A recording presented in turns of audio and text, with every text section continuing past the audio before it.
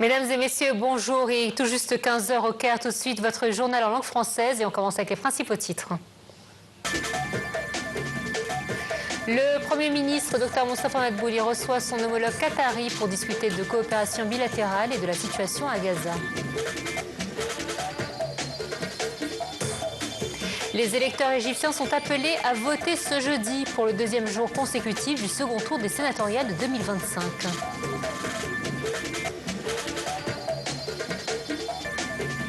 L'ONU se prononce aujourd'hui sur une ultime prolongation du mandat de la force de maintien de la paix dans le sud du Liban, FINUL, et son retrait en 2027.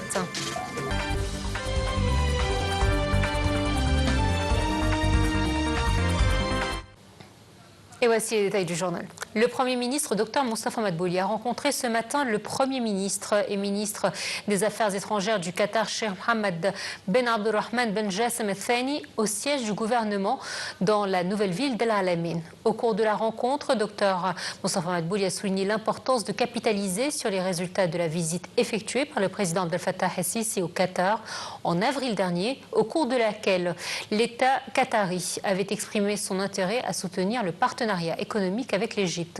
Dans ce contexte, le Premier ministre a insisté sur l'importance du dialogue permanent avec la communauté d'affaires qatari afin de renforcer la confiance de celle-ci dans les opportunités d'investissement qatari en Égypte. De son côté, le Premier ministre du Qatar a confirmé la volonté des dirigeants qataris de renforcer et d'élargir les cadres de coopération dans les domaines, notamment en ce qui concerne le soutien aux projets d'investissement conjoints, de manière à répondre aux aspirations des deux peuples frères. La réunion a réaffirmé l'importance de la tenue des travaux du comité supérieur conjoint égypto-qatari, qui représente une opportunité essentielle pour inaugurer une profonde et plus large dans les divers domaines politiques, économique et commercial entre les deux pays.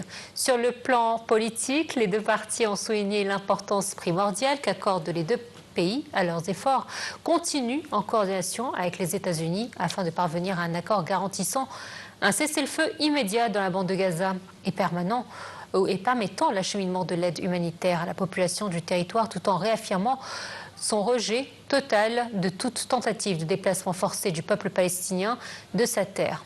Le Premier ministre a reçu à l'aéroport international d'El Alamein son homologue qatari, donc accompagné de son ministre des Affaires étrangères. Était présent également le ministre égyptien des Affaires étrangères, Dr Badr Abdelghati.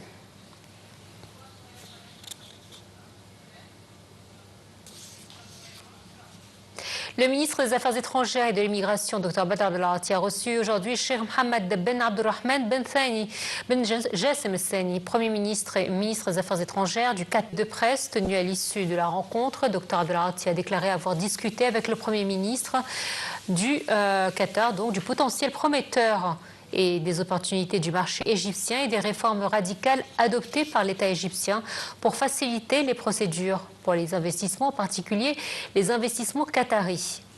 Dr Abdelghati a également souligné l'importance primordiale qu'accordent les deux pays en coordination avec les États-Unis afin de parvenir à un accord garantissant un cessez-le-feu immédiat dans la bande de Gaza et permettant l'acheminement de l'aide humanitaire à la population du territoire tout en réaffirmant le rejet total de toute tentative de déplacement forcé du peuple palestinien de sa terre.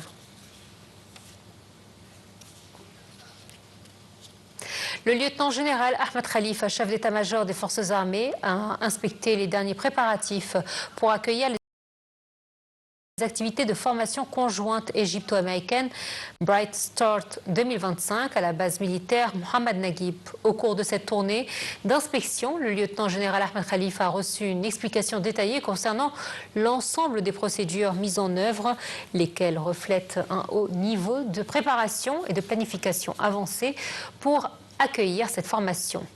Il a salué la performance et les efforts de tous les responsables chargés de l'organisation.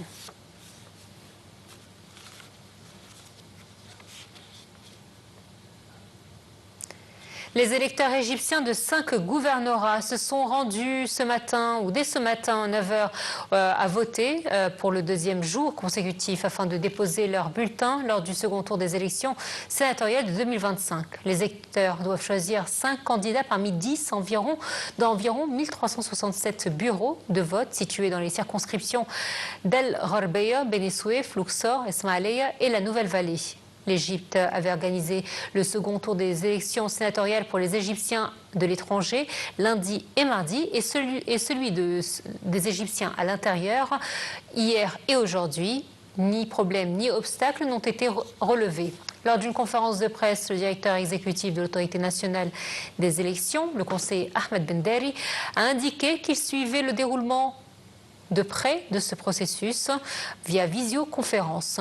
Le second tour donc s'est tenu à l'étranger dans 136 bureaux de vote à travers les ambassades et consulats d'Égypte répartis dans 117 pays à travers le monde.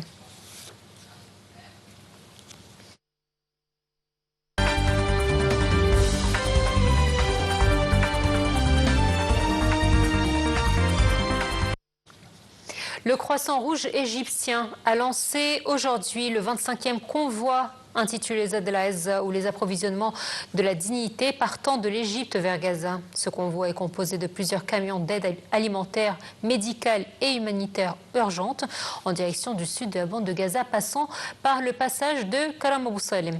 Un convoi comprenant donc 36 camions transportant près d'1 demi-million de tonnes de denrées alimentaires, du matériel médical, des tentes et des matières de première nécessité indispensables à la population de Gaza et sont recensés dans ce convoi. Le Croissant Rouge égyptien, en tant qu'entité nationale responsable de gérer le mécanisme de coordination et d'acheminement des aides vers Gaza, est omniprésent sur la frontière depuis le début de la crise. Rappelons que le point de passage de Rafah n'a jamais été entièrement fermé du côté égyptien et que l'organisation reste vigilante dans tous ses centres logistiques, poursuivant ses efforts ininterrompus pour faciliter l'accès à l'aide. Et justement, sur le terrain, Israël intensifie ses opérations autour de la ville de Gaza malgré la pression internationale pour mettre fin à son offensive, dénonçant les accusations de famine de l'ONU comme fabriquées de toutes pièces après près de 23 mois de guerre. Donald Trump a participé à la Maison-Blanche à une réunion politique sur le conflit, selon l'émissaire américain Steve Witkoff. Sur le terrain, la défense civile palestinienne a fait état de 38 morts dans les bombardements et les tirs israéliens à travers ce territoire assiégé, dévasté et menacé de famine selon l'ONU. L'offensive israélienne a fait au moins 62 895 morts dans ce territoire palestinien, en majorité des civils, selon les chiffres du ministère palestinien de la Santé.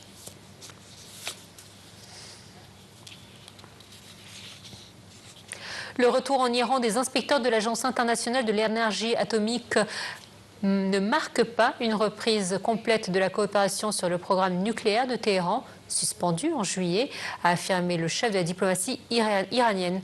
Le patron de l'AIEA, Rafael Grossi, a annoncé qu'une équipe de l'agence était de retour en Iran malgré la suspension par Téhéran de sa coopération avec l'organisme onusien dans le sillage de la guerre de 12 jours déclenchée le 13 juin par une attaque d'Israël sur le sol iranien. Le retour des inspecteurs de l'AIEA intervient alors que l'Iran a repris des négociations avec Paris, Berlin et Londres qui menacent de rétablir des sanctions contre Téhéran.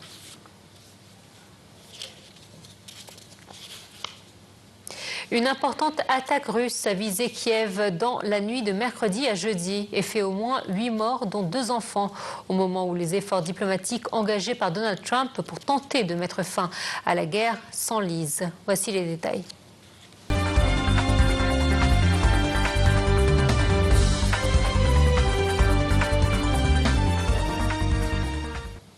Le représentant chinois pour le commerce international Li Changgang se rend cette semaine aux États-Unis à la tête d'une délégation pour des entretiens avec des officiels américains, a indiqué jeudi le ministère du Commerce à Pékin. Selon une porte-parole du ministère, la Chine entend coopérer avec les États-Unis pour continuer à exploiter le mécanisme de consultation économique et commerciale sino-américain, résoudre les problèmes existants à travers un dialogue et des consultations d'égal à égal et préserver conjointement le développement sain, stable et durable des relations économiques et commerciales entre la Chine et les États-Unis.